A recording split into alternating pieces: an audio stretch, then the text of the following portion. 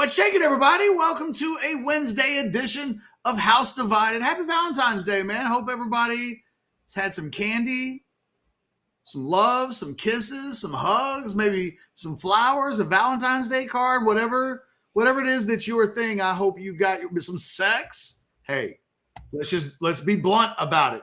Sometimes you need loving on Valentine's Day. I hope it's already happened for you or that it will soon happen. I'm Jeff Ketchum. That is Chad Hastings. I don't know about him. I haven't had sex yet today. The day's young. It's noon. Still got time. Speak for yourself. Somebody somewhere's having a nooner right now. Somebody used to work on a show called The Nooner back in the day. Today's the perfect time for that. Do us a solid. Hit that like button. Subscribe to the channel. Get notifications. Bing, bang, bong. All of that stuff. Exciting times around Orange Bloods. I wish I could tell you everything I've been doing today. What I can tell you is for the next hour, we're going to be talking about Chris Del Conte and the town home meeting that he did yesterday. And the rivalry is definitely back, baby. It is back. Our guy, John Harris from the Houston Texans. You know him as an NFL draft guru. You know him as sideline guy with the Texans. He joins us throughout the season. He's a college football expert. He'll join us in 20 minutes. So we got a fun hour planned for the day. But, Chad, we got to talk Chris Del Conte. We got to talk about this town hall meeting where there really was a lot of stuff going on. He said a lot. There were a lot of bullet points, a lot of things to talk about. And yet the thing that stands out in my mind the most from all of it isn't something that he said. It's a graphic that loomed in the background, the map of the SEC, and A&M and the state of Texas had like this one little bitty mini circle, and Burnt Orange and the Longhorns took up the rest. It's the perfect amount of petty. It's the perfect amount of dissing. Like it's a dagger. It is a middle finger. Let's just show the people exactly what everyone saw if they were watching. Chris Del Conte trying to make the point that he's really excited about Texas going into the SEC because of how regional the SEC is. And everybody has their region.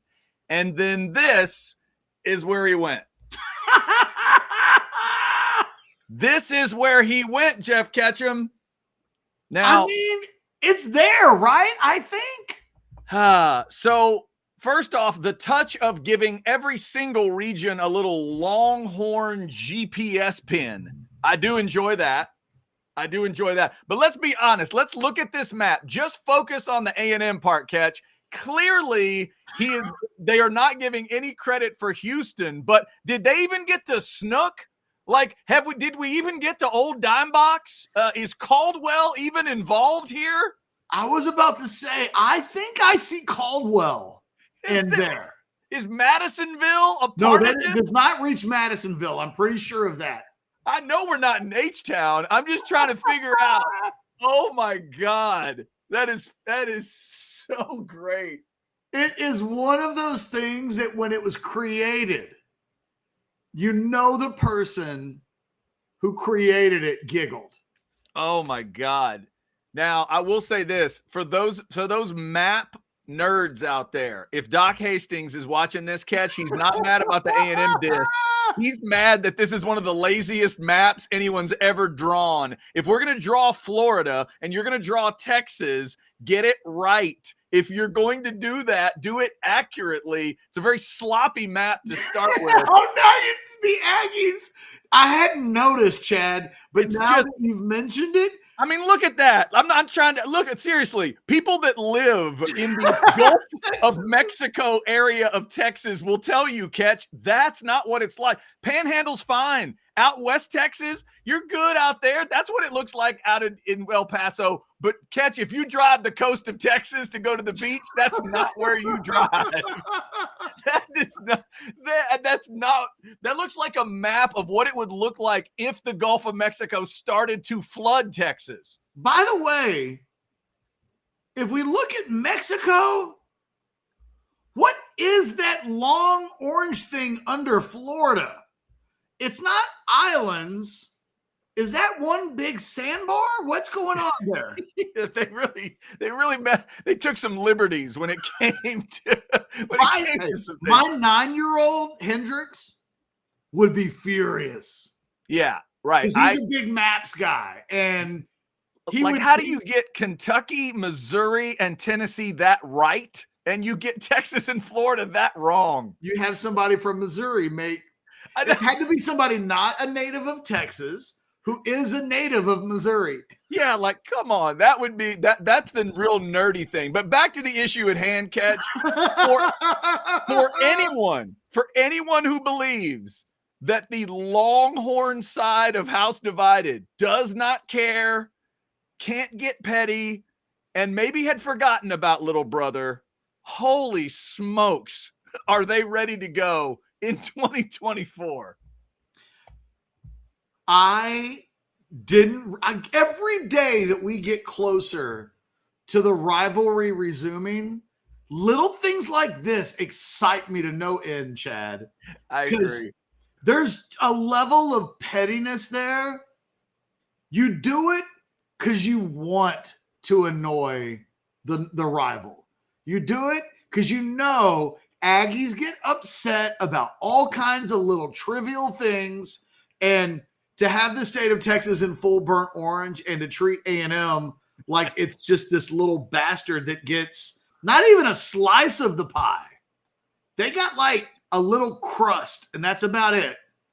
Yeah. See, they could have gone true half and half. The problem is both schools exist in the half. Both schools exist in the same half of the state. So you can't do it that way. Catch, look how much bigger Ole Miss's area is than A&M.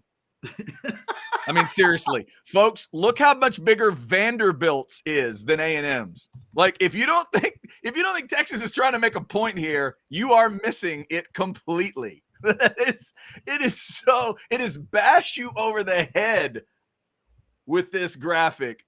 Just wow. I mean, well played, CDC. Well played. Because Catch, you can't have a rivalry if one side doesn't care.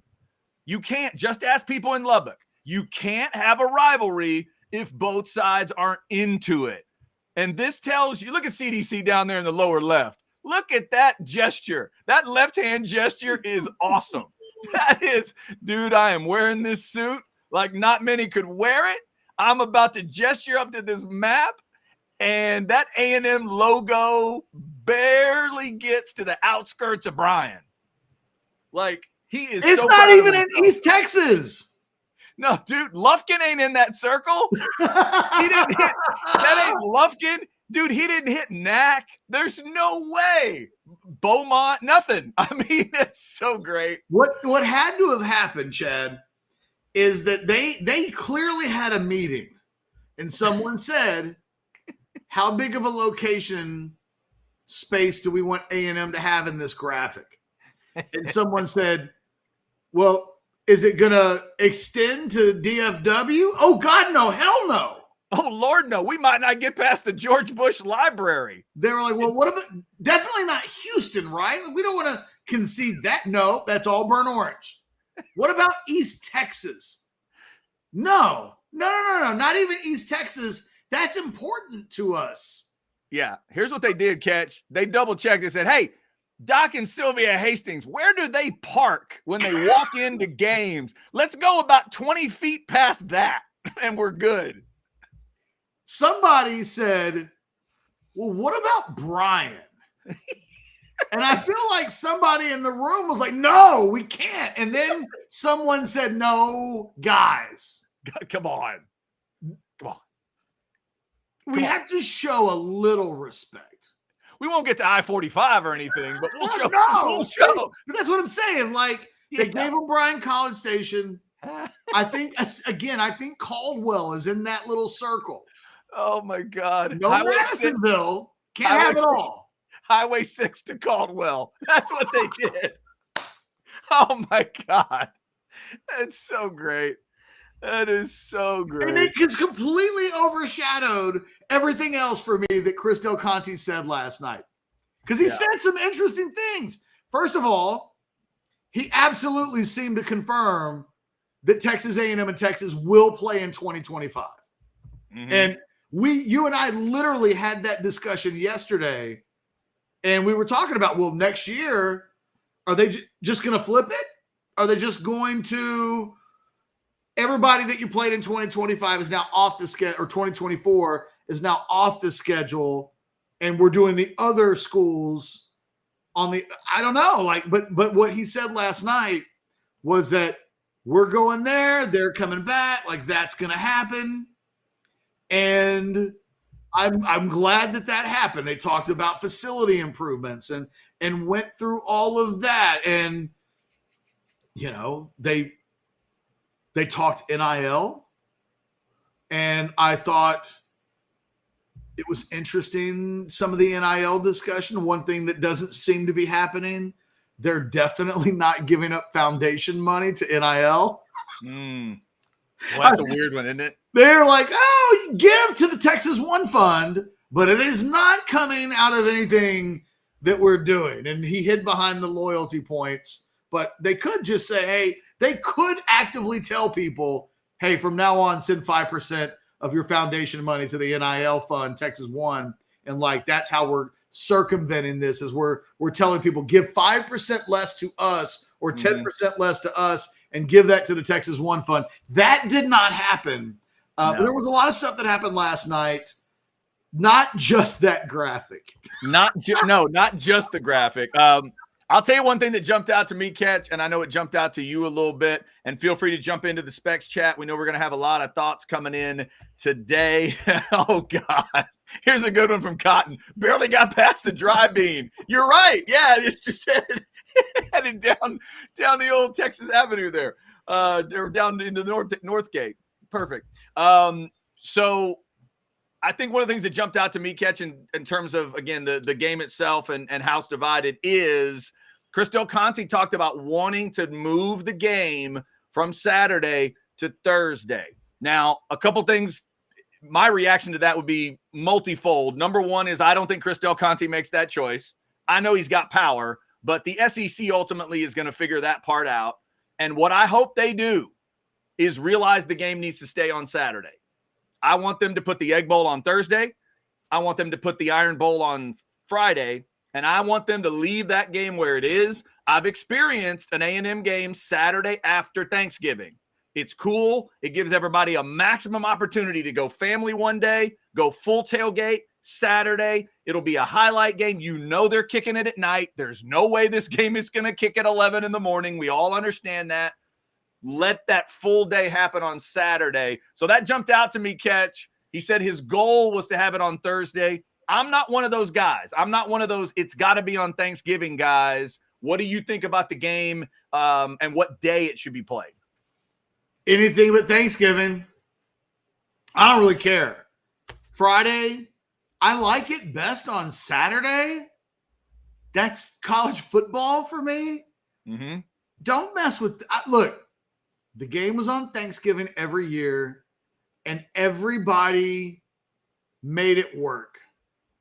I don't think playing it on Thanksgiving makes it more special.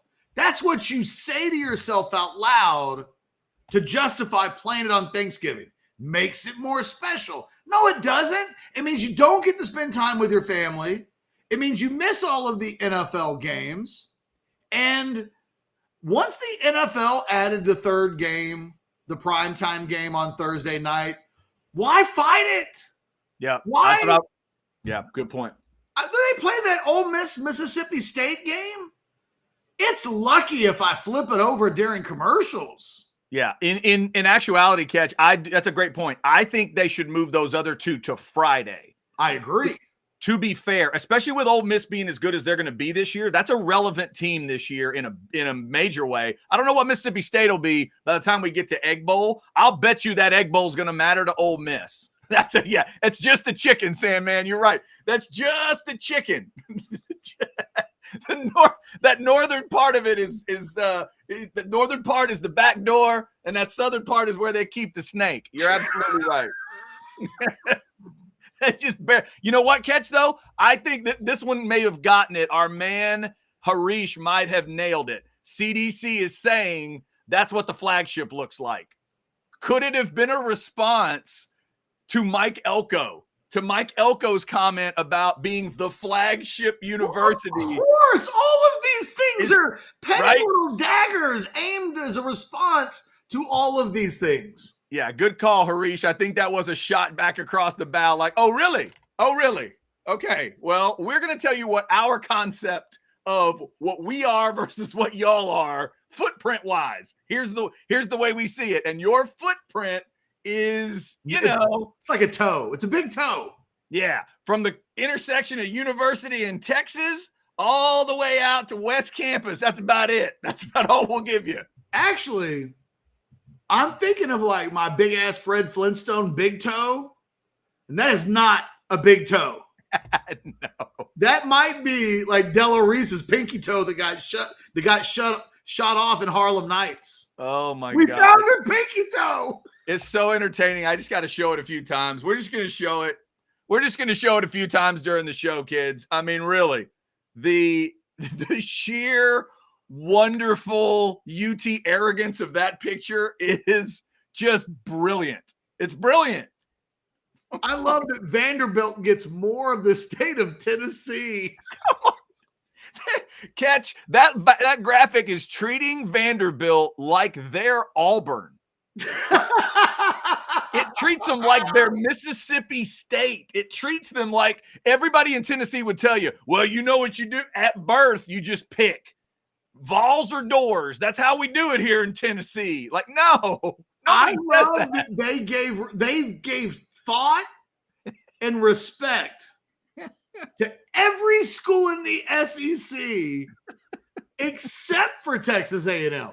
Oh my God! Look how well drawn Kentucky is. By the way, the state itself. Look how well done that is. The shade is perfect. The UK is perfect. Hell, they gave Missouri some love. Catch. Look at that. Look at that big bright yellow Missouri. Missouri looks bigger than I think it actually is. They've got it like floating on another level. Oh my God. So good. It's so good. I just volleyball clap. No, volleyball clap. If you're going to go. All of it. Hey, Catch, I'll say sometimes I may not go, but if you're going to go, go. Yeah. Like, do it. And then again, I've always been the one to say sometimes you got to beat Texas. And I love the idea that, especially like the way you presented it on orangebloods.com. And if everybody wants to go to Orange Bloods, Catch do together a great recap of everything you need to know. Get to orangebloods.com. Get signed up. What's that?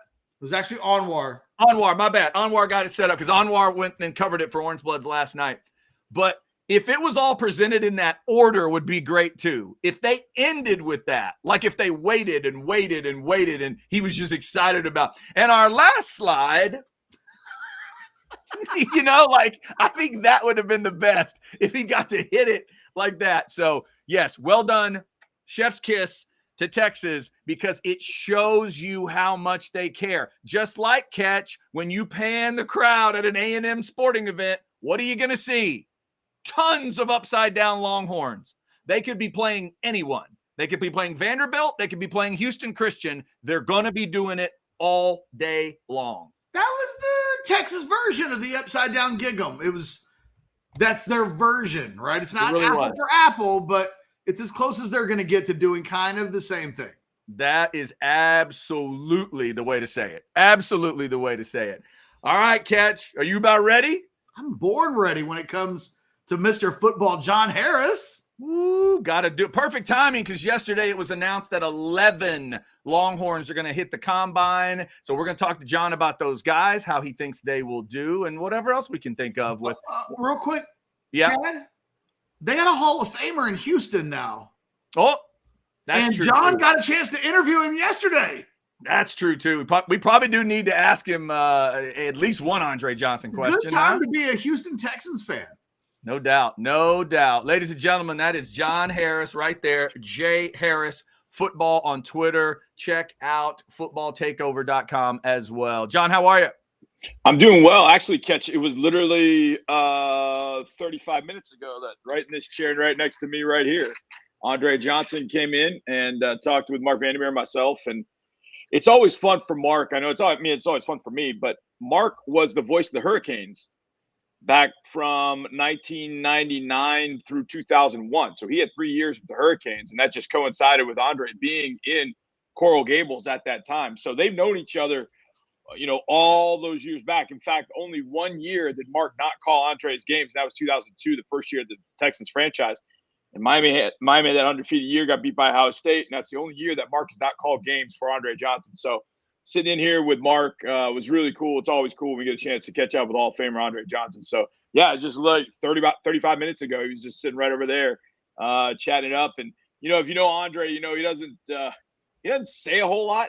But when he does, it just reverberates. And this city absolutely loves him. And the fact he's the first Hall of Famer is very cool.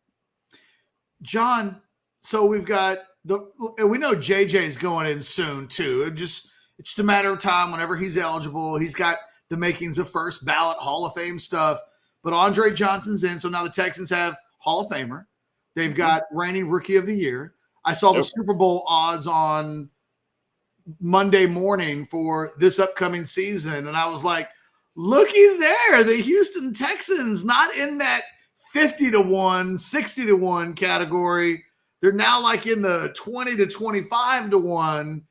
Feels like the Texans are, and I don't want to say it's just because I've moved to the Woodlands area and now all of the good, I'm not going to say that, but some people do say that. But it seems like everything's kind of coming up roses for the Texans in a lot of different ways. Feels like a big boy NFL franchise and in a lot of different directions right now. Finally. I mean, we've been waiting for this for a long time. Now, there's there's a lot of expectations now, and I'll never forget this. I went to a coaching clinic with Gary Barnett's a long time ago.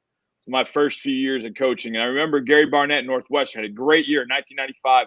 Northwestern came out of nowhere, and they have this tremendous season, and the purple goes to Pasadena. And he got Coach of the Year everywhere. Darnell Autry was Doak Walker Award winner. I mean, it was everywhere. Northwestern was everything. And I'll never forget, he said, you know what I did when we came back together for spring practice? We got in the auditorium, and he said, called up everybody one by one, Pat Fitzgerald, Darnell Autry, all of them, one by one. And he wrote all the accolades on these big, poster boards.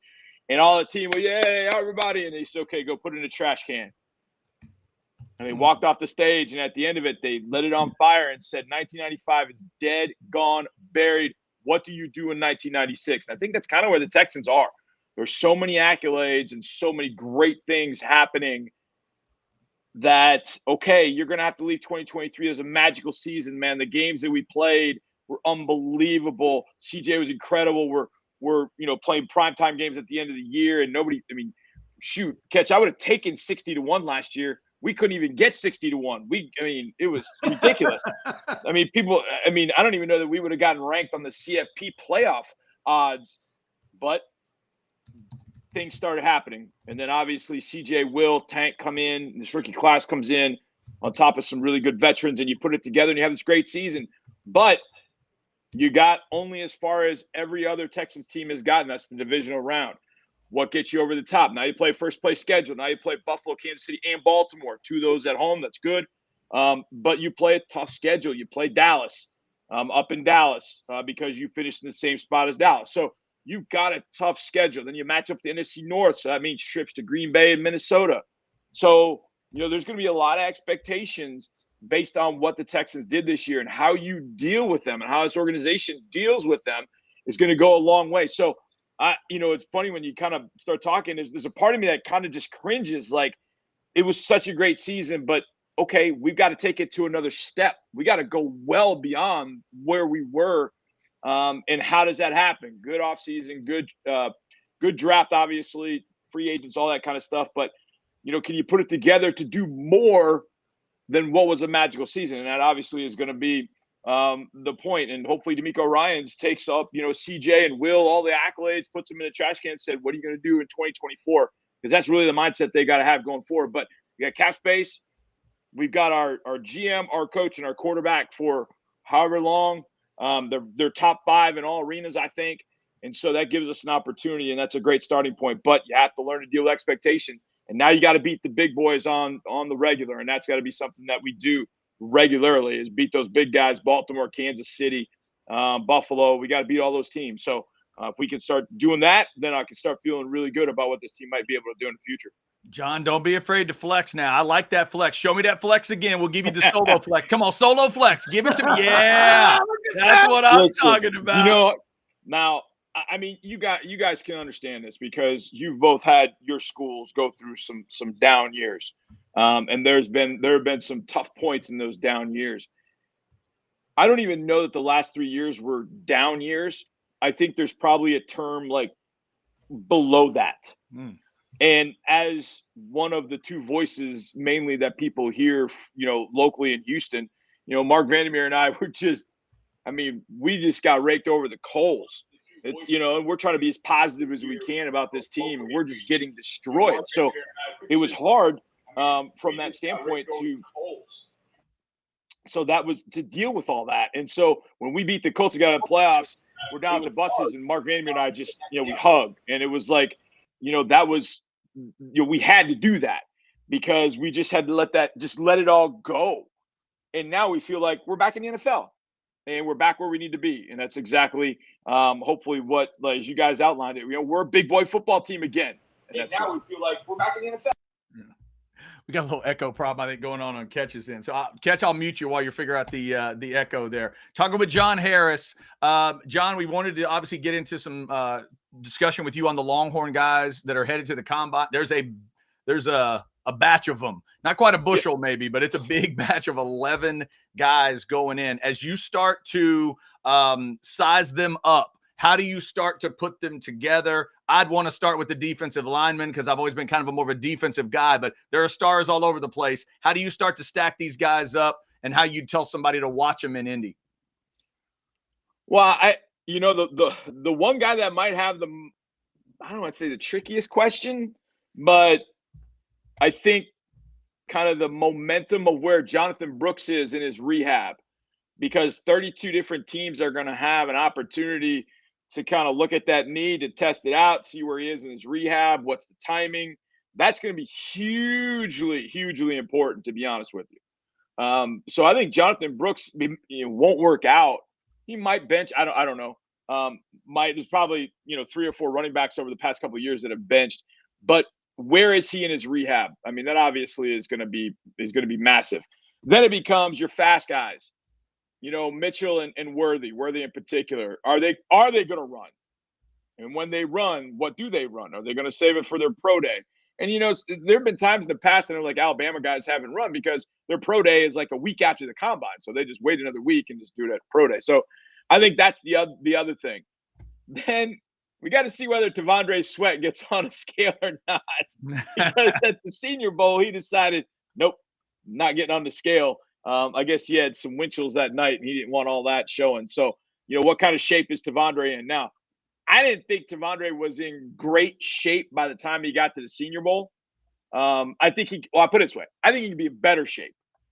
And if he's lost a few LBs, if he's looking like, okay, the workouts are working, he's kind of getting to where he needs to be. I think he needs to be in the 345 range, 345, 350. But even at whatever he was at the Senior Bowl, which I don't think he was short of 370, he was still moving around. He was still physical. He's still agile. But I think just conditioning wise, that's something that he's always going to have to tackle with. And he's going to have to show going to the combine that it matters. He can't show up, sloppy to the combine in any way, shape, or form. Byron Murphy, I thought was really interesting because at the Senior Bowl, he was all set, ready to go. He was all set, ready to go. And then all of a sudden, Daniel Jeremiah's top 50 came out. Byron was in the top 20 or whatever he was. And Byron was like, hey, man, I got to bounce, Jim. I'm out of here, he told Jim Nagy. So we didn't get a chance to see Byron Murphy, but just watching him, literally today was the day I was studying a little bit more on Byron Murphy. Like, everything is there that you want on an interior player: strength, speed, agility. I think he could play for us. But the one thing that kept standing out to me, Chad, as I thought about this, was I think one of those Longhorns will be a Texan. I don't know which one, but I feel like the Texans have needs still at wide receiver. Well, they're 2 pretty good Longhorns. They have needs at defensive line, defensive tackle. 2 pretty good Longhorns. I just feel like of those four, there's a potential at linebacker maybe later, late day 2, late day or day 3. Jalen Ford's got an opportunity. I want to see what he runs and how he runs. So at the combine, so I feel like one of those Longhorns is going to be a Texan. I really feel that way. You got to pick maybe if you could pick one for them. Who do you like? Oh, it'd be Byron Murphy for sure. Okay, it'd be Byron Murphy for sure. I mean, I think this defensive line. I say that. I mean, Byron's not a small guy, but the right behind him would be Tandre, because I think what the Texans lack is just some athletic size. There's some guys, that are big. You see them and they're big and they just clog up gaps, and that's really all they do. I feel like Tandre can be that and then some, but it's just a matter of, can he do that regularly, and can he be a factor with the pass rush? And at the Senior Bowl, he had one rep against Kelen Robinson, ironically, against A&M, and he just worked him with little, kind of yank arm over, and I thought, ooh, that's pretty good. Well, if he could be a 3-down player at 345 pounds, man, you got something. And that, I think, is what we've lacked since DJ Reader left. Since Reader left in 2020, we have not had a player of that ilk, and we've needed it. So I would say Murphy, Sweat, kind of 1A, 1B, and then at that point, I would go receivers after that. I feel like, Xavier is probably a little bit bigger Tank Dell. So, is he repetitive? I think that Mitchell might be the right fit in between those two. So maybe that's a guy, obviously to look at. But I think, they'll look at wide receiver to draft. I don't know what they'll look at defensive line-wise and free agency. I just think there are going to be some big-ticket guys. And I don't know if I want to do that. I feel like they can get better with either Murphy or Sweat, and really bolster the interior of that defensive line. We're just not big. I mean, there are guys like 295, 300 are quick. They're hard to deal with. But I'd like to have a guy that's quick, hard to deal with, and 345 pounds that makes life easier on your linebackers. No doubt. Jeff Ketchum, you good? I don't know. All I can tell you is I closed every program on my computer, and I could still hear you and John, and I just had to shut down the whole computer. You know what they say when John Harris and I start talking football, everybody, you can't not hear it. Yeah. It's a hell of a thing when no programs are opened up on your computer, not even an internet browser, and I can still hear the YouTube show. So forgive me if I ask a question. I know you talked about Tandre Sweat already, but what happens if he shows up close to 400 pounds? Oh. I mean, it's just such a – he's big right now. I can't even – here's the funny part, Catch. Back in, I think it was 2018. I think it was 18, maybe even 17 or 18. I walk in, my studio where I am right now is probably, the locker room is 10 feet that way, and the tunnel is probably, 100 yards over here. So it's just real easy with a playoff game going on that I can just go down the hallway and I just pop on the field, and, know the security guards, so they just let me on the field. And so I'm there and I'm watching the game. And I'm watching with a couple of guys that kind of know the high school scene, and Huntsville is playing. Huntsville High School is playing, and I'm watching, and I'm like, "Hey, yo, Joe, who's 44?" Oh, that's Tandre. Like, I don't follow the high school game as much, and I was like, I had to ask Tandre who. He goes, "Oh, Tandre Sweat." Like, okay, so I make a mental note. I go check on my computer. A good-looking guy. Good size. Like, you can tell he's 6'4", probably 260-ish. I went and checked, like, oh, yeah, 6'3", 6'4", 255. So then I'm watching Texas and like, oh, that's Tandre Sweat. I'm like, no, that's not Tandre Sweat. That can't be Tandre Sweat. That guy is 330 pounds. I mean, early in his career. The guy I saw was 255. No, same guy. I was like, did he eat Austin? Like, what happened? So we had good Tex-Mex in Austin. Well, no doubt. And so I'm sure he hit it. And look, to play that position is funny. I always talk to Seth Payne. He's like, I loved it when I could play nose tackle because I could just eat forever and get to 315. Tandre's proved that he can't. He cannot eat forever. He's got to be – now, maybe not at this combine, but if he comes in close to 400 bills, it's going to be a really bad look. It really is not going to help him. And I think the people around him know it. I think he probably knows it. And I think all really the people around him have to say is they can pull up his film and just say, look, this is some of your best football. What were you at this point? This is right at the end of camp. This is like week 1, week 2. This is the Rice game. What do you weigh right here? I don't know. I'm probably 355. What are you weighing right now? Well, as I said earlier, he didn't want to weigh in at Senior Bowl. He just walked right past the scale. That's probably, if that happens at the combine, oh boy, that's not going to be good. Because the one thing that teams know that these guys go through a hellish long season, then it's the Senior Bowl, then it's the combine. Like, they know. They get that. So they give some guys some latitude. If a guy comes in and he's probably, 4 to 5 pounds overweight, like what he used to be, okay, he's on a banquet circuit, he won the Heisman, he's doing all these things. That happens. But if you come in as Tandre Sweat 30 to 35 pounds over what you should be, there are going to be a lot of questions. About what's his commitment. Does he want this? Is he going to be able to be in shape? What can we rely on? Is he just a 2-down player at this size? Can we even have a guy that just can't even step on the scale? Is this something we can do?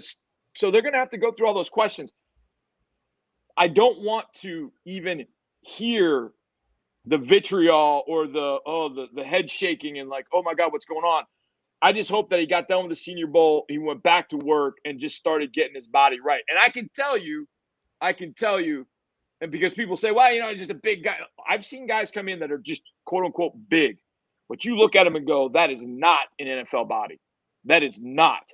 That guy needs to get his body in shape. And I'm not talking they've got to be Adonis, but they just can't look like, the midsection's out here and their shoulders are up here. And I've seen a few of those guys. Like, that's not gonna do it. I don't get that feeling with Tandre. I just think he's a big guy that's eating a lot, and it's filtered all the way through his body. But unless he wants to be more than a 2-down player, and if he's just a 2-down player in the league, hey, great. But his contracts will be limited. His playing time will be limited. He gets to 340, 345-ish. He's going to be DJ Reader plus. And DJ Reader's made a lot of money in this league, and he was a 5th-round pick. He made a lot of money in this league and has made a lot of money in this league.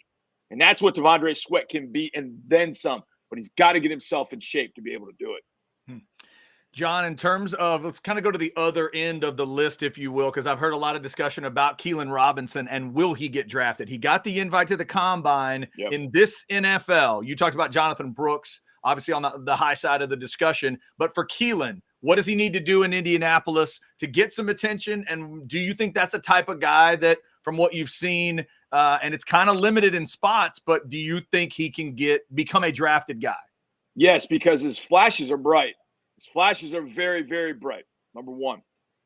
Number two, he's got versatility. He can play a number of different spots, and he can return kicks.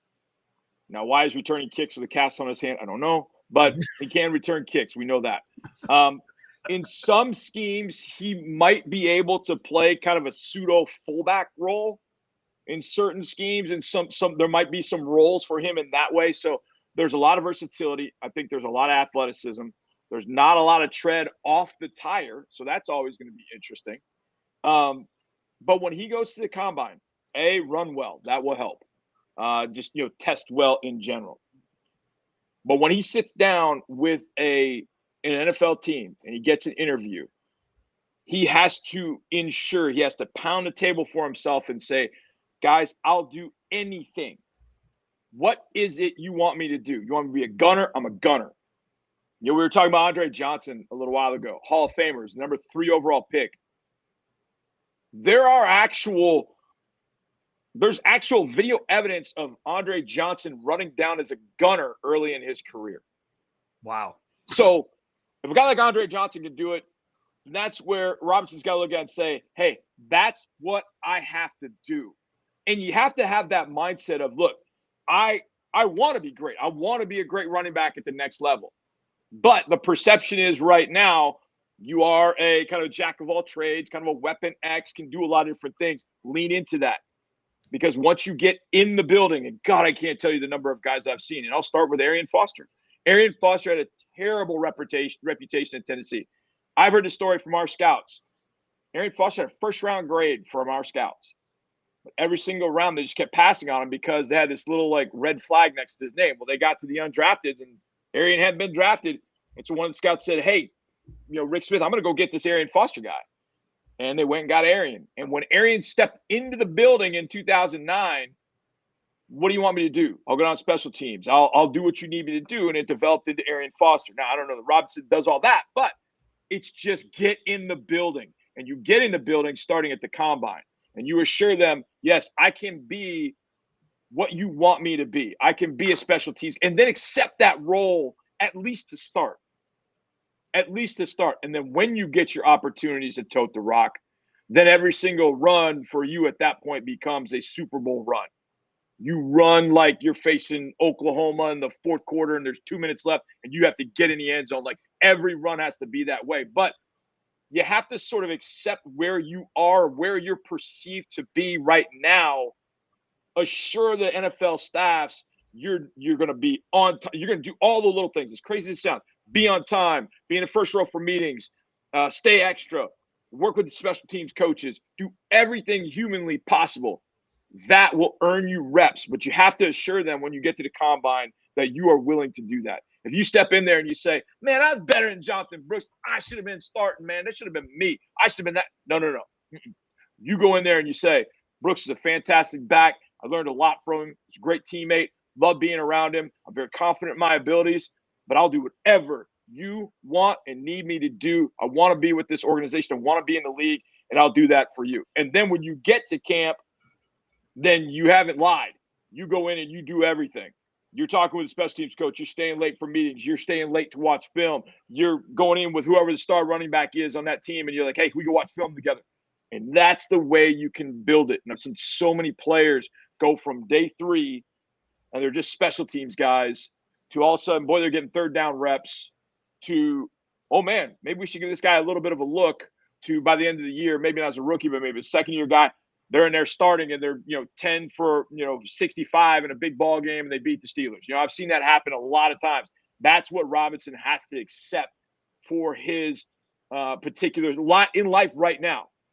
I think we all know he's talented and we know that he can do more, but you have to kind of feed into the perception in some sense. And then if you're not going to do that, then why bother? If you're going to go in there and be like, yeah, man, I should be a number 1 back. If that's the way, I've seen so many of those guys end up out of the league in 2 years. John, 2 quick questions. One, is this a compliment? Is this a compliment? I think that is. I think you're the Houston Calishaw. I don't, maybe. Tim Calishaw is very accomplished. So, yeah, it's worse. I mean, I'm better looking than him, so yes. I know that. I got that. Believe me, I've been called worse. I know what worse looks like. Look, I know I've heard Tim before. I mean, I don't know, but I don't know exactly what whoever that was getting at. I know this. I know football as well as anybody you're going to find. I know that, and I don't. At that point, I don't know. I don't know. I don't know what it meant, but it cracked me up because I was like, huh. Catch, I called me the Houston Calishaw or the Austin Calishaw. I would think that's so much better than what I usually get. Yeah. Plus the Calishaw flex, not near as good as the John Harris flex was. I can guarantee you that. No. Hey, John, last question I wanted to ask you is just about college football in general. Mm-hmm. Since we last talked to you, Alabama lost their coach, Michigan lost their coach, Washington lost their coach because they went to Alabama. 3 of the 4 playoff teams don't have coaches that coached them a month and a half ago. In your mind, how much has college football changed in the last 6 weeks-ish since the playoffs ended? It almost feels like a completely different sport in a way to not have Saban and for Harbaugh to be back in the NFL and for so much change in such a short amount of time. Being at the Senior Bowl is kind of interesting because a lot of those things were happening when I was at the Senior Bowl. But I think the one that kind of got everybody's attention in some sense was when Jeff Hafley, head coach at Boston College, said, I'm going to go be a defensive coordinator in the NFL. And look, defensive coordinators in the NFL make a lot of money. I mean, Spags just got a new contract extension today, and he deserves it. So I would imagine he's in the millions category. So I think that was the one that was I talked to people there. And it's interesting because those people, most of them, are in the NFL right now. And I think they understand that's where guys want to go because just outsider looking in, and I've talked to a number of guys, of our coaches, and we've asked them about college versus pro, and they're like, college, you're 24/7, 365. Like, you're never off duty in some sense. Whereas, here, our coaches right now, they're having their meetings. They start their meetings at 7 or 8, whatever it is. They're having their free agent meetings. They go through, they watch film, they spend the day, and they leave out of here 5:30 and have a normal life for a few months. Now, the end of the season is a grind. It is a grind, but it is all football, and I just don't get the feeling that colleges, there's a lot more than that. You're obviously having to deal with the NIL and the transfer portal and all that. And I remember, and I shouldn't even say this because I know Tim Kalishaw was never an accountant for a Big Four firm, but I was.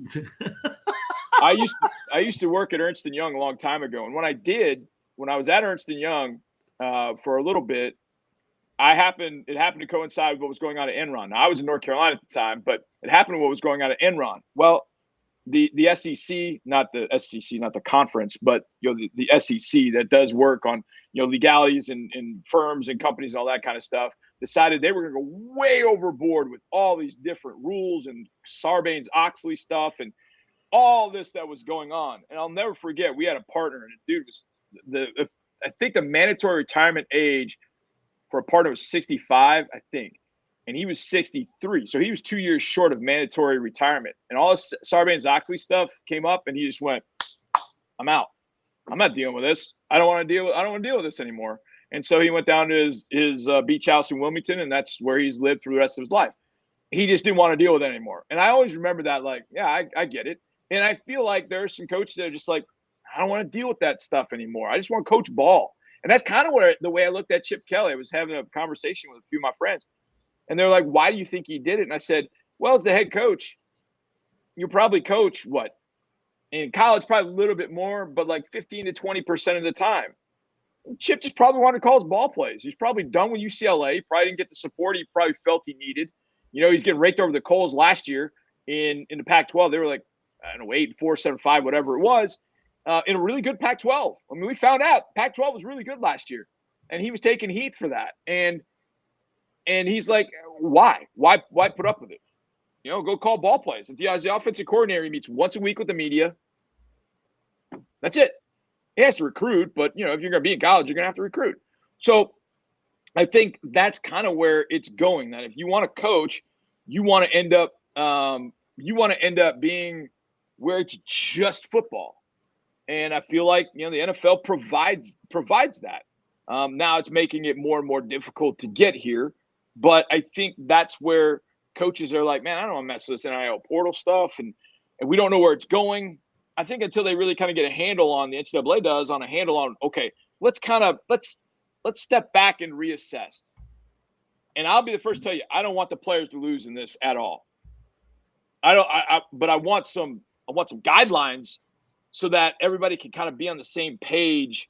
And, that's why we have college and NFL in the first place. They're kind of two different games, but really what they're doing is they're starting to merge. It's like in the NFL, you got free agency and draft. Well, in college, you have, 4-year recruiting and transfer portal recruiting. So that's why you're seeing general managers all, in college football now. You're seeing how they're running their departments. They're running it a lot like an NFL program. But because you have NIL and you have transfer portal, you have all that going on, it just feels like you're always recruiting all the time. Whereas in the NFL, you can't even talk with prospective free agents. You're just going to watch the film. You tell your coach, hey, I like these 5 guys. If we got the money, go get them. If not, and they have a life. And I think that's part of it. Saban's 72. He's been doing this for a while. I thought he did a great coaching job this year. I wasn't surprised because he is 1,000% grinding every day. And so you step away when you still seemingly have your health and you got a little bit more life to live. So walk away from this madness right now. Let somebody else handle it. You go on TV, everybody will love you. You become the next Corso plus, and you get away. But to me, it was the Hafley situation at Boston College, which, by the way, opened up a job for Bill O'Brien. I was about to say, how about that? It's a small world, John. It's a small world. It is a small world. Here's the other fascinating thing about Bill O'Brien. Bill O'Brien has been the offensive coordinator at Notre Dame and Ohio State and never made it to spring practice in either job. That's fair. Yeah, I mean, he That's got funny. O'Leary'd. The first time he was going to go with George O'Leary, then O'Leary had fudged his resume. Yeah. They all got fired. And then this time he went to Ohio State for a cup of coffee, and then Boston College came open. And look, it makes a lot of sense. I mean, his wife is from Boston College. She went to Boston College. He's from Boston. His son gets great medical care in Boston. His youngest son goes to Tufts, which is all right there. So it made sense. As soon as I saw that news, I was down in the field at the Senior Bowl, and I texted Mark Vandermeer, and I said, I know who's getting this job. And he said, you think so? And I was like, yeah, I think I know what's going to happen. And his name was not early on, but I kind of knew the way that, what was happening. And then I actually got a little bit insight from Mark that Blake James used to be at the University of Miami. And there was a thought there at Miami that they wanted Bill O'Brien at some point to be the head coach there, but it just never came to fruition. So Blake James finally got his guy up there in Boston. And, we'll see. I mean, we'll see if Boston College is able to deal with, not a huge NIL, pocketbooks and, what Bill's able to do. So good for him, but it's going to be interesting watching, that's for sure, at Boston College. Catch, as always, I feel like I could ask John questions all day, but I think I'm good. We'll respect his time here. You got another one you want to throw out? No, I just wanted to say he's the Houston's version of John Harris. There's only one. That's right. Maybe this settles the ultimate, which is greater, Houston versus Dallas today. Yeah, man, I'll tell you, I like Dallas. I like Dallas fine, but when I start hearing from Cowboys fans, got rings, your rings are a little rusty right now. So, we'll see. We'll see you guys up at Jerry World this year, which would be kind of fun. I forgot they were matching up. I love that the NFL did that, John. Yeah, it's great. Where there's certain games where the certain games that you don't get to determine it. The league doesn't determine it off of divisions. They determine it off of where you finish. And then you got to play everybody else in that spot. And the idea that you're getting Cowboys and Texans together because of it, that's cool. I mean, last year we had the Cardinals. Now, no offense, but, it was cool to see Kyler up close and get a win and play that game at home. But, going to Dallas is always – I mean, I've been on the sidelines in Dallas for 2014 and 2022 for games. And we've lost both. One went to overtime. And in 2022, we couldn't score from this far apart. We would have won that game too. But, it'd be nice to go up there and be able to do something. And now we actually have a squad that can go up there and do something. So it would be the first time we've ever won up in Dallas, which I know Cowboys fans will always remind us of. So we got to go up there and get it done for once. But it'll be interesting when the schedule comes out, whether they make that a Thanksgiving game. Everybody that plays Dallas thinks they're on Thanksgiving, but it would make a lot of sense to put that game on Thanksgiving. That'd be kind of fun. That would be a lot of fun. And here's hoping there's no – we've been talking today. We don't want Longhorns and Aggies on Thanksgiving because we want our NFL games. Don't take that away from us. Perfect example of we don't want to be working. We want to watch TV and watch it. I've accepted the fact that, especially in the NFL, I've worked on Thanksgiving, Christmas Eve, Christmas Day, New Year's Eve, New Year's Day, Labor Day all the time. I don't know if there's a holiday in the fall. My wife still hates it from that standpoint. But, thankfully she's in LA for Valentine's Day, so I can just send her a text and she'll be happy with that. But yeah, you just, you learn the NFL. All right, you got to play on all these different holidays, which I'm fine with. So, Longhorn fans got to play around with New Year's Day in New Orleans. That must have been pretty fun until the game ended. But that's a different story for a different time, I think. Hey, real quick idea, fellas. Light bulb here. 2 Cowboys fans and a Texans guy talking here. How about Cowboys Texans on Thanksgiving night at Jerry World? Oh, I could see that. I mean, I'll take any of it.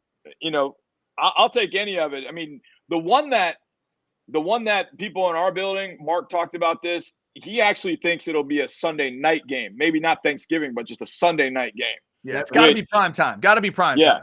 It's got to be Dak versus CJ. I mean, that would be the first primetime game since the first Dallas-Houston game, right? we played them on Sunday here in 2018. At night? We played them Sunday night. We went into overtime. DeAndre Hopkins with a double spin move got down. I'm telling you, that game in 2018, Deshaun Watson playing quarterback, DeAndre receiver. Cowboys had Van Der Esch and Jalen Smith. I have never seen a more physical game in my entire life than that game, 2018, Dallas versus Houston. When everybody brings that up, they always think about Hop spinning and putting us in field goal range and us winning the game. I'm like, I saw guys get the absolute hell beat out of them that night. Like, guys were hurting longer after that game than I'd ever seen any other game, playoff game included. That game was unbelievable. I mean, I heard hits through my headphones all night. It was incredible. And Deshaun Watson went to the hospital after that game because of the shots that he took. It was like that for everybody that night.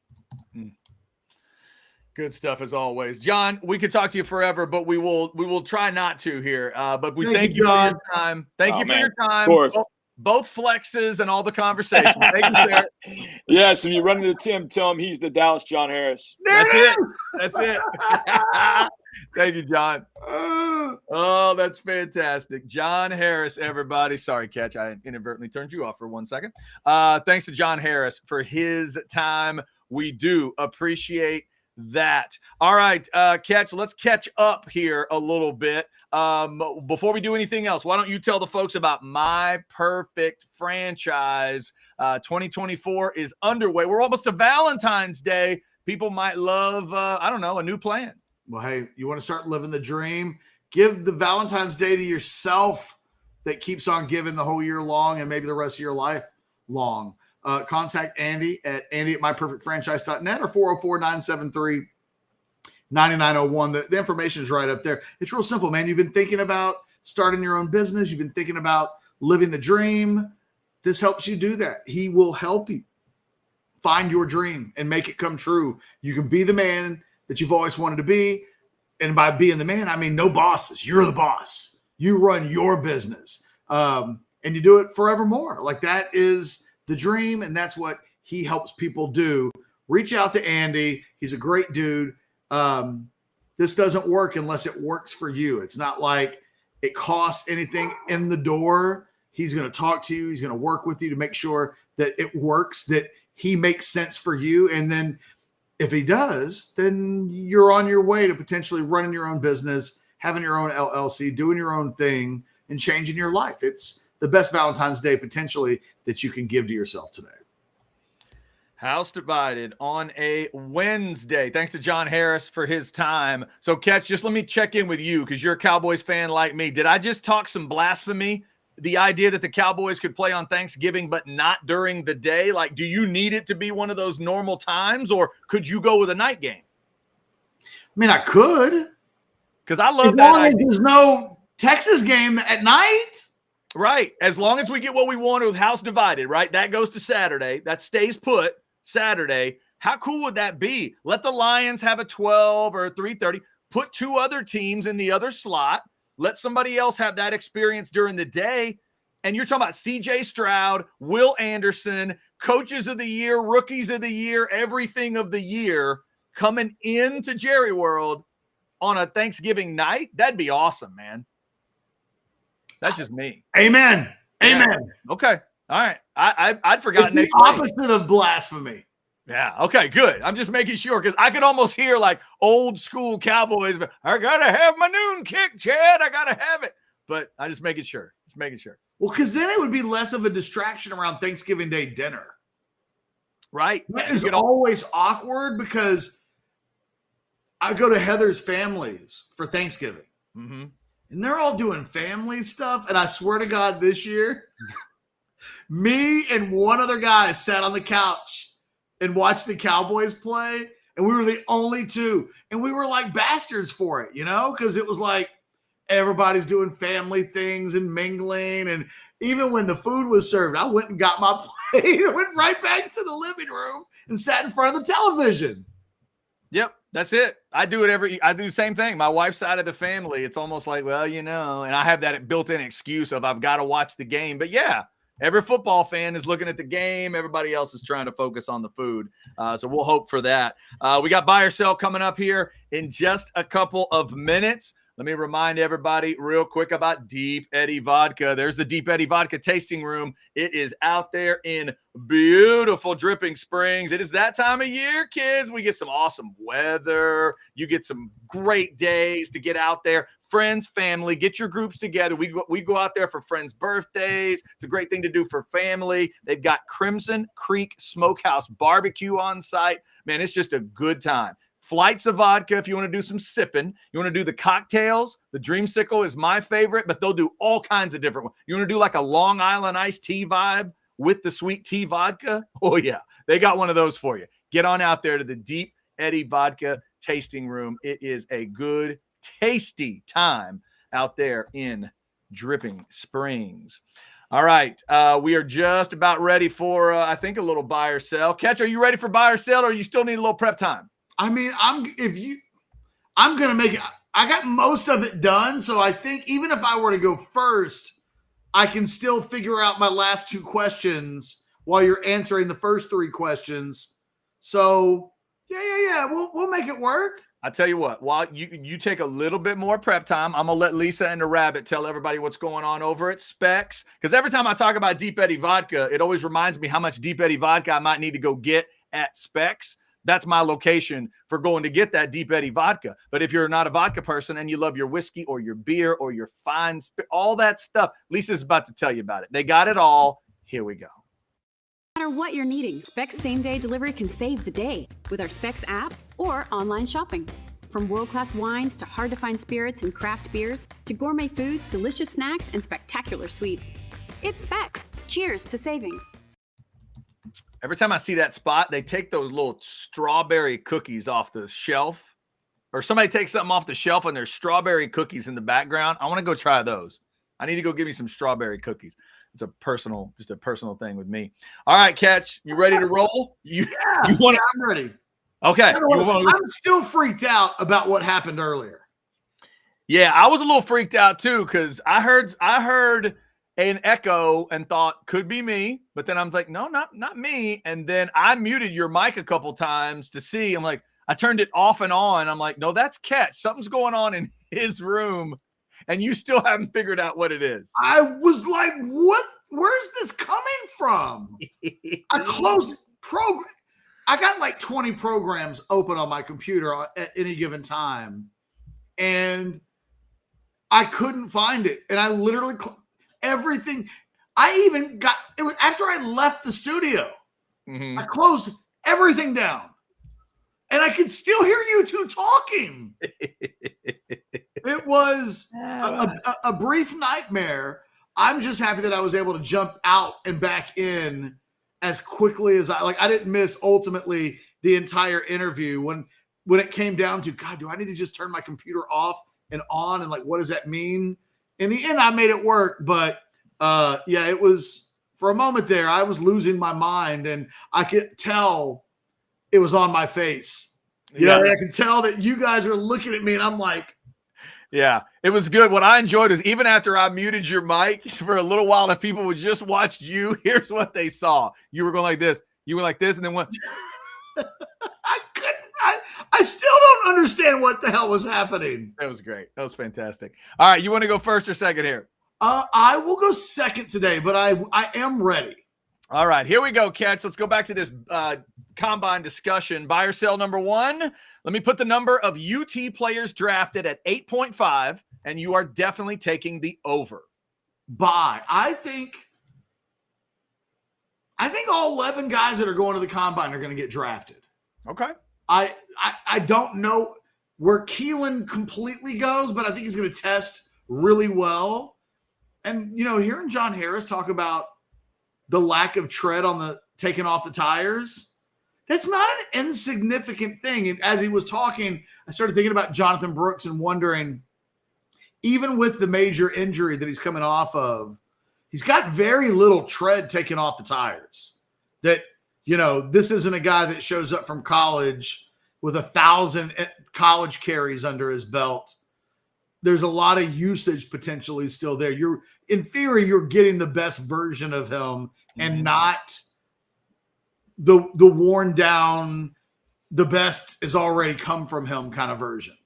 Yeah, I would agree. I hope you're right. I hope it's all 11. I want to see Kelen Robinson get drafted. All right, buy or sell number 2, Catch. The vote on a 5+7 model happens next Tuesday with the CFP. You think Washington State and Oregon State should get P5 revenue splits for the next 2 seasons. That'll take us to the end of the contract. Buy. Yeah. In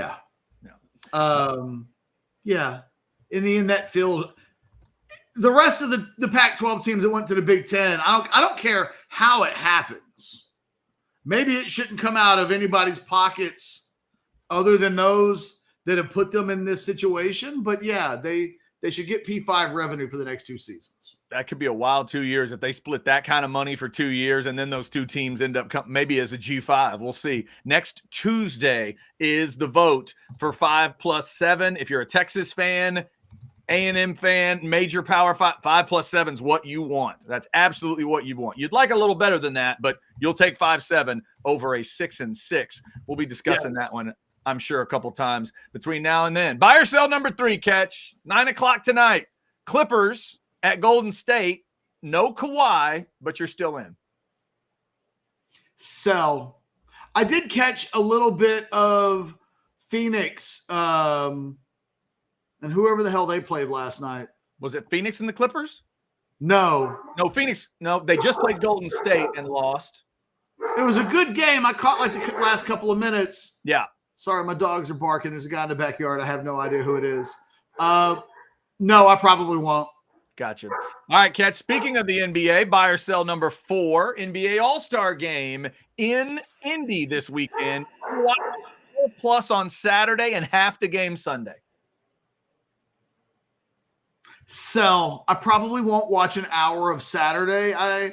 They don't get a lot of my attention on Saturdays these days. The dunk contest sucks. I don't really care about the 3-point. There's nobody other than like the greatest 3-point shoot. Like if they brought Larry Bird out of retirement. You don't want to see Steph against Ionescu? That doesn't do it for you? Okay. I'm just checking.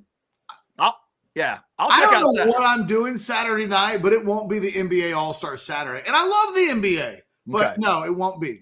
By the way, old man piece of advice for all you youngsters. If you can get a DVR version of that NBA Saturday night, it is so much easier to watch. I DVR it every year. I start watching at least an hour, if not 2 hours in. You can fly through some of that skill stuff you don't want to watch. Oh, my God. It's so good. All right. Let's finish up this way, Catch. Buy or sell number 5. We haven't talked about it, but you are up to date on True Detective Night Country, and you are hopeful they can actually land the plane this time. Sell. Oh. I have so many questions. No. And like, this isn't really a spoiler if you're watching the show. Careful now.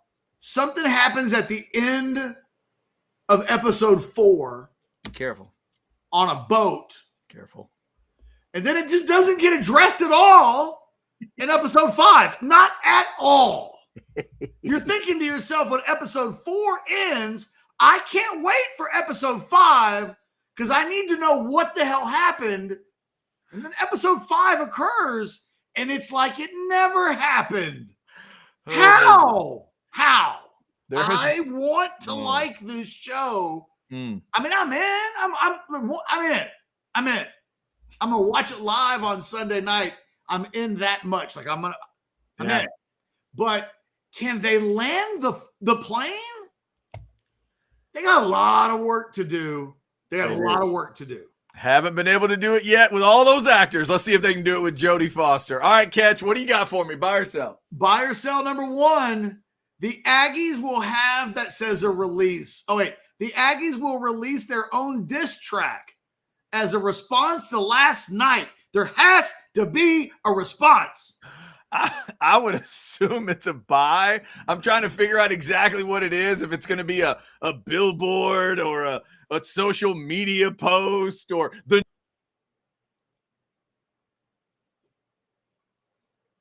will like make fun. I don't know. I'm shaky. Did I go frozen? For a sec. Okay. Yeah. I'll buy. I don't know what it is, but I'm buying. It'll be something. But then I worried that it was me again. So yes, you did freeze a little bit. But at this point, I feel like some stuff from True Detective is happening in my computer right now. Yeah. Buy or sell number 2. Johnny Harris talked you into Kelen Robinson getting drafted. Yeah, buy. I was hoping he would, and he did. I like the idea. I'm with him. You know, I was hoping that's what he would say, that there's enough versatility, that there's enough stuff there. He's willing to work at whatever. Yes, he talked me into it. I'm hoping it happens. He's also really, really, really fast. Which, that's a good two. Yeah, man. When he puts his foot in the ground, catch, it's special. We have seen it. Like the first thing out of his mouth was his flashes are bright. And that one, so okay. As soon as he said that first, I thought that's good news for Kelen. he's not wrong. When he said that, I thought, yeah, they are. Yeah.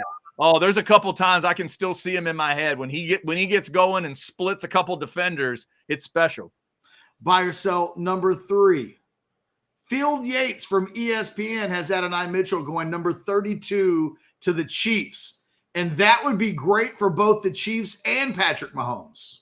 Buy. And Adonai Mitchell and Andy Reid and people that love red. Yes, that would absolutely work. That's what they need. They need a badass go catch a ball in every situation like Kelsey can do. He's already that guy. And Mahomes is already, I'll throw you the ball in any situation. Now they just need a wideout that can do it. And that could be it. Absolutely. Buy or sell number 4. You think Tandre Sweat gets under 355 for the combine?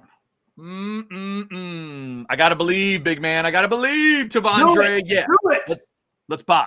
Let's buy. Let's buy. I'm a big fan of defensive linemen. I'm a big fan of the big dogs. I want them to show up and show out. I'll say he shows up in good freaky form in Indy and is one of the stories of D-line day. He didn't get on that scale for a reason. Yeah, you're right. He needs to go to Indianapolis and get on the scale and remove. Yep. We get it. Like John said it, we get it. Award circuit. You've been eating a couple of steaks a night, whatever. Come into Indy a little bit in shape. Come on, my man. Don't let what's turned into kind of a fairy tale story in a draft sense like that. So real quick, Catch. Do you think it's worse when a big guy shows up too big at the combine or when a fast guy shows up too slow? The latter. Okay. I mean, because look, if Tandre loses weight, it'll be forgotten. Some people will have that in the back of their mind and go, God, are we going to have an issue because of that? But the speed he lost the weight will show that he can lose. I think what their worry would be if he shows up heavy in Indy is everybody will know that he knew he needed to lose weight and he didn't. There are some guys that in the NFL, they show up. Like, think about James Harden in training camp. Oh, God. Nobody ever worries about James coming in 25 pounds heavy because James will work his way. You know what I mean? Like, if you can prove that you're a guy that can just get himself in shape, you'll get the benefit of the doubt.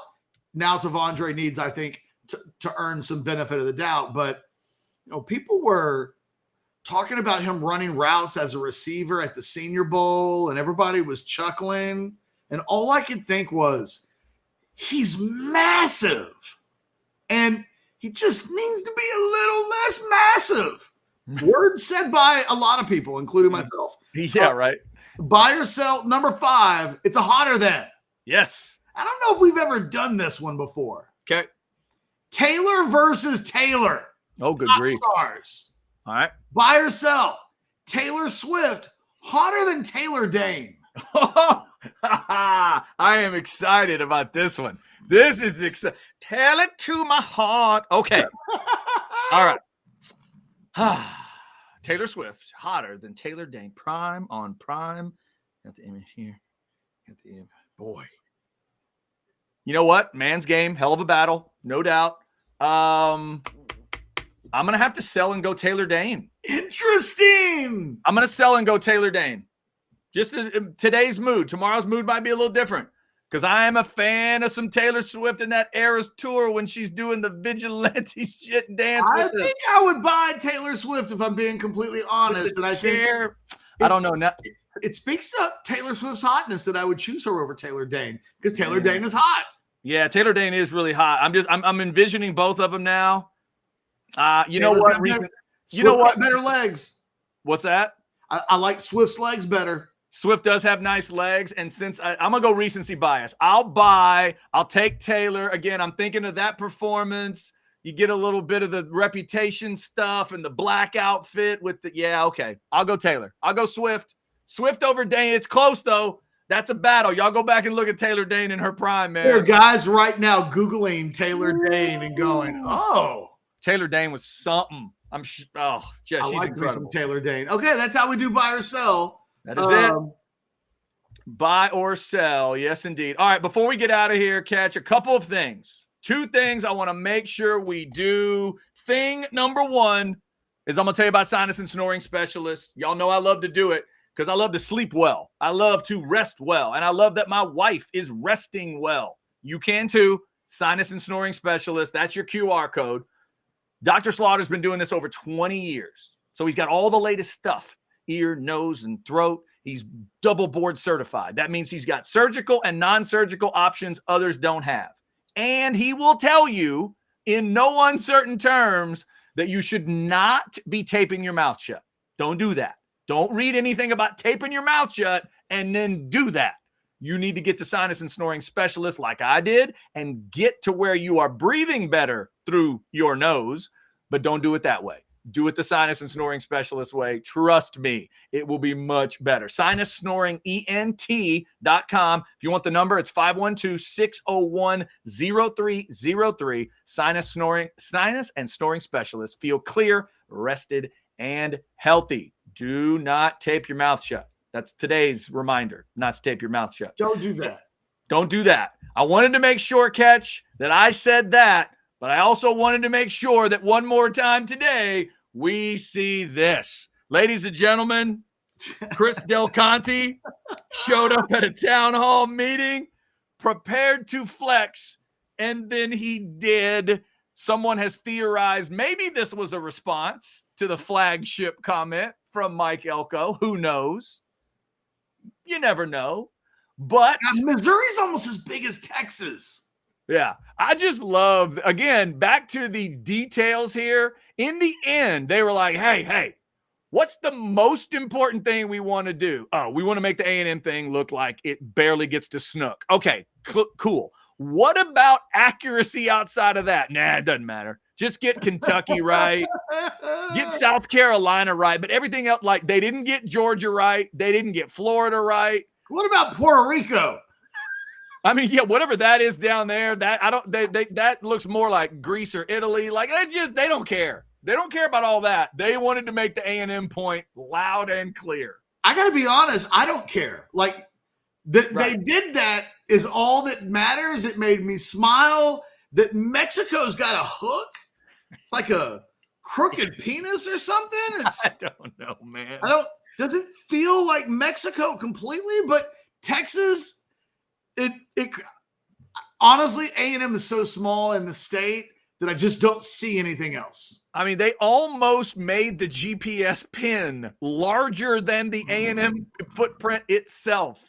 It's just like a little watermark or something. What in the world? By the way, I don't think I've ever really seen a crooked penis, so I don't know for sure that that's what that Mexico thing looks like. You know what? I was not going to try to inject myself into your life and what you have and haven't experienced. So I was just going to let you have your moment. Take whatever moment you need there. I don't know. You know, I don't know. I don't even know why I said it. There's a virus in my computer. I don't know. Let's wrap this up. I'm done. The crooked penis is enough for me. I just had to see it one more time. Well done, Texas. Well done, because you're going to piss my people off with that one, and my people will respond, and that's why we love the rivalry, and that's why we call the show House Divided, because we love it so damn much. Thank you for jumping in with us today. Like, subscribe, get those notifications for Orange Bloods Live. Check it all out. We appreciate you for your support. Remember, this afternoon, recruiting show at 4. We'll get Jason Sukamel on, I believe. We locked down Jason Sukamel for later? No. We're going to try to lock down Jason Sukamel for later. He had a great 321 article this week talking about one of the studs up at Red Oak, an area I know pretty well. And also there's a booby update. So if there's a booby update, you got to be watching the recruiting show at 4:00 today. And by the way, no Outsider show tonight because our special guest Shane Leckler and a couple of guys on the Outsiders want to stay either married or stay in relationships. So we're going to take Valentine's night That's fair. off, and Shane Leckler is locked in for next Wednesday. We're going to have tomorrow night's show where Bo will drink the Four Loko as punishment. That'll happen. That's tomorrow night, but tonight, no Outsider show. So just to get you a scheduling update there. All right, there you go. There's House Divided for the day. Thank you for jumping in the Specs chat. We always appreciate that. And we'll be back tomorrow to do it again. Until noon tomorrow, we are House Divided. And sometimes the technology is nice to us. See